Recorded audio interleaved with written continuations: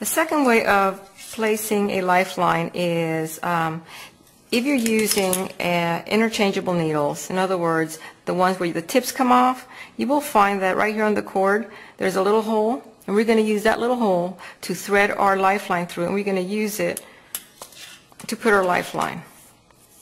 So this is way number 2.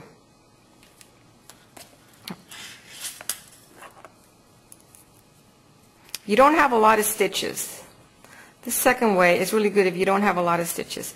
You place all your stitches on the needle. Unless you have a lot of stitches, you can't do this, of course. But if your stitches fit on the needle, this is a quick way to put a lifeline. Okay, so you're going to get your waste yarn and put it through that little hole right there.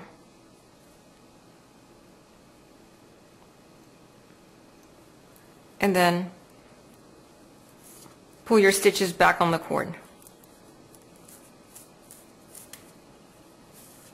Right?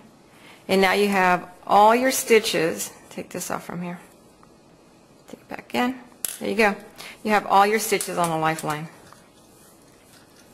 And it's kind of good as an afterthought, and if you forget to put a lifeline and you don't have a lot of stitches yet and your work is not that large, it's a really quick way to add a lifeline after you've already knitted all your stitches from the row. But you'll notice that you caught the stitch marker, so your stitch marker, when you do it this way, gets caught with a lifeline. But that's okay. I mean, usually when you do large projects like this, like I have a whole bunch of these stitch markers, I mean, they come in packages of dozens of them, and you just go ahead and work it through, and when you remove the lifeline, the stitch markers will fall off. It's not a big thing.